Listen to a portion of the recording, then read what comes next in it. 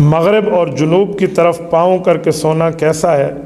مغرب کی طرف تو پاؤں نہ کریں، جنوب کی طرف پاؤں کر لیں، کوئی ایشو نہیں ہے۔ میرے خیال میں یہ جنوب اور شمال کی وجہ ایک خاص ہے جس کے لیے پوچھنا چاہ رہے ہیں کہ قبلہ ہمارا یہ ہے، پہلے اس طرف ہوتا تھا، تو جب اس طرف ہوتا تھا تو ہم پھر کیوں؟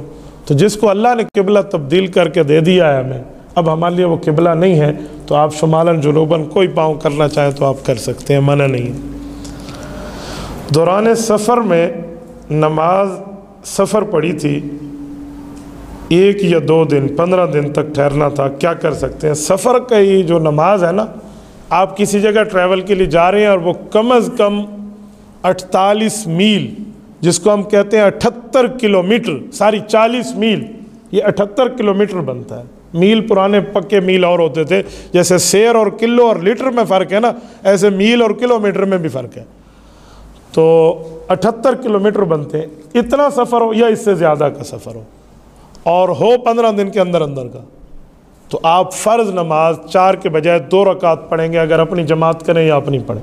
وہاں کا امام پڑھا رہا ہو پھر آپ نے پوری پڑھنی ہے، بس یہی مسئلہ ہے آپ کے لیے، بس سفر اتنا ہونا چاہیے، آپ کے لیے یہ ترتیب ہے۔ باقی جب تک گاڑی چل رہی ہے آپ کے اوپر سنت معاف ہے، آپ سنت نہ پڑھیں، لیکن اگر کسی جگہ چلے گئے ہیں، آپ کے پاس وقت ہے تو آپ سنت نہ چھوڑیں تو بہتر ہے، لیکن اگر چھوڑ لی جائے تو گنجائش موجود ہے، کیونکہ فرض کم ہو گئے، بس 2 رکعت فرض ہو گئے، وہ بھی 4 رکعت 2 ہو گئے، جو 2 ہیں وہ 2 ہی رہیں گے، جیسے صبح کی، جو 3 ہیں مغرب کے وہ 3 ہی رہیں گے، وہ 1.5 نہیں بن جائیں گے، میں 1.5 رکعت پڑھ لیں، ادھی سلام پھیرو، یوں نہیں ہوگا۔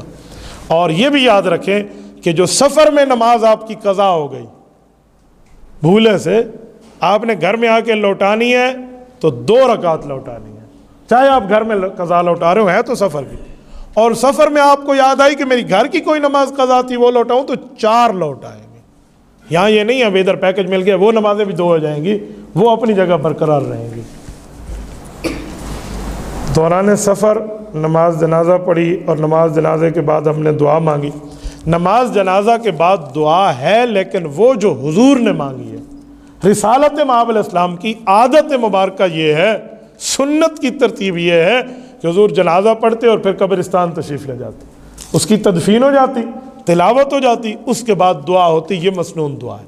نماز جنازہ کے سلام کے فوراً بعد اللہ کے رسول صلی اللہ علیہ وسلم کی عادت مبارکہ نہیں ہے۔ جب حضور پاک کی عادت مبارکہ ہوتی تو یہاں لفظ بھی ہوتے نا، ہم سوتے ہیں دعا پڑھتے ہیں اللہم بسمک اموت و احیا، اٹھتے ہیں دعا پڑھتے ہیں الحمدللہ الذی احیانا بعد ما اماتنا والیہ النشور۔ یہ ہمیں دعائیں کیوں آتی ہیں؟ حضور نے ہمیں اس موقع پہ پڑھ کے سنائی ہیں، بتائی ہیں۔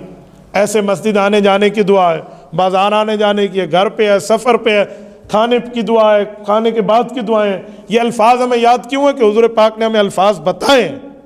نماز جنازہ کے سلام کے بعد کوئی لفظ حضور پاک سے ثابت نہیں ہے، جو الفاظ ثابت ہیں وہ قبر مبارک پہ ہیں، قبر پہ تشریف لے۔ اور حدیث پاک میں کہ جو آدمی جنازہ پڑھے اور تدفین میں بھی جائے، ایسے آدمی کو 2 قرات کا ثواب ملتے ہیں، اور 1 قرات جبل احد جتنا ہے۔